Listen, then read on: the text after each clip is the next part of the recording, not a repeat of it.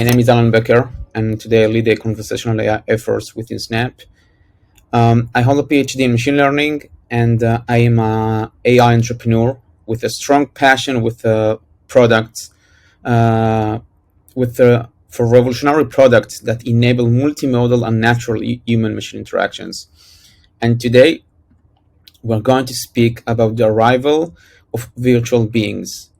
But before we dive into the definition of a virtual being, I would love to share with you three different stories with related facts from the last year, which show, in my opinion, that the virtual beings are coming and will stay with us for a long time. The first one is Michaela. Michaela is a 19 years old robot, and according to her creators, she lives in LA. Michaela has partnerships with Prada and Calvin Klein, and she earned last year $11 million. A virtual robot influencer earning $11 million.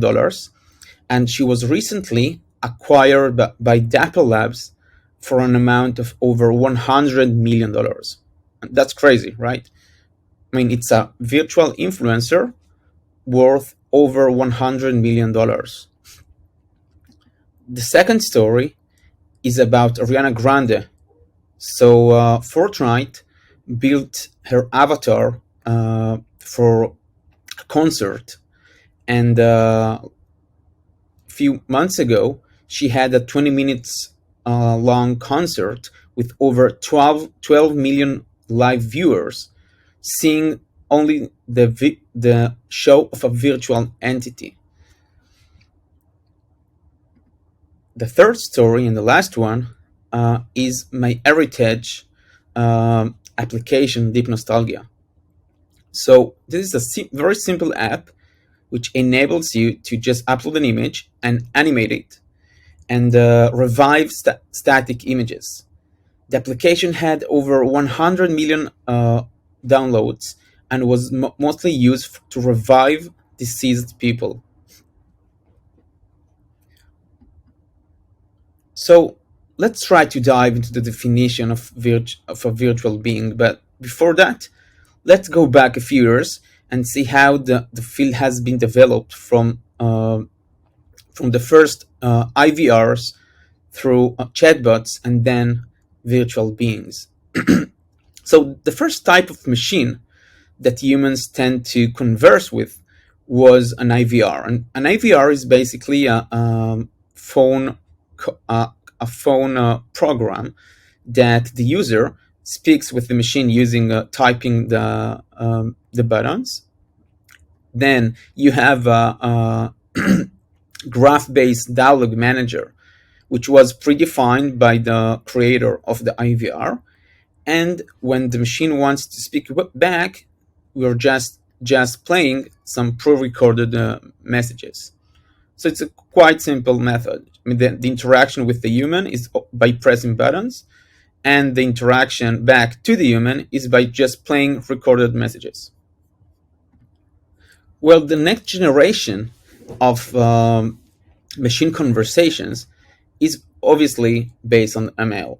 So instead of pressing buttons over the phone, we can use ASRs, automatic speech recognizers, to transcribe the input of the user.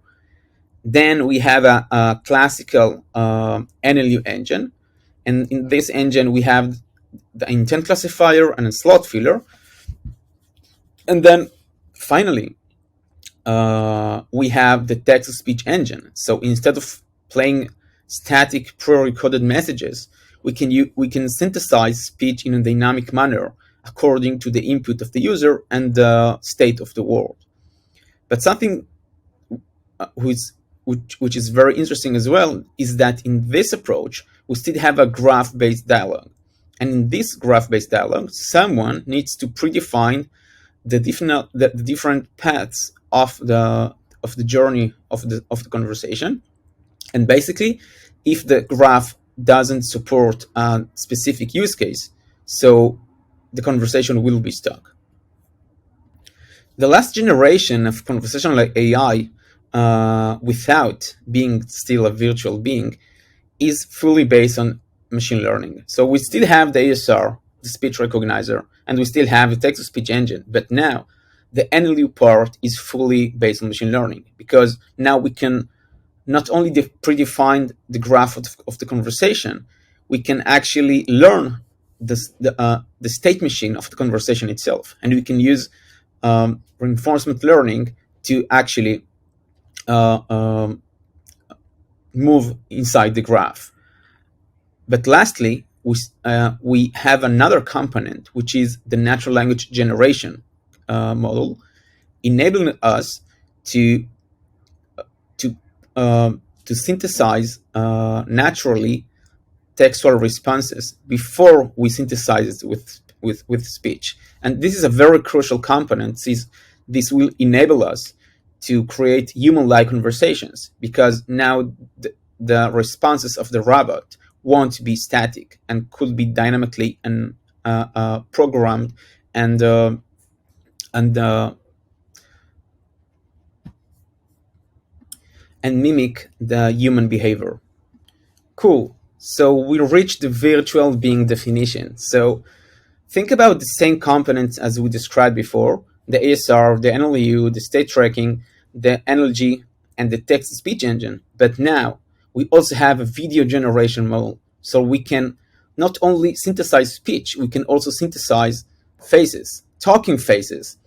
And this is, in my opinion, the definition of a virtual being. It's a machine that we can naturally speak with, and the machine will speak back to us, and also use the visual modality of of the virtual being itself.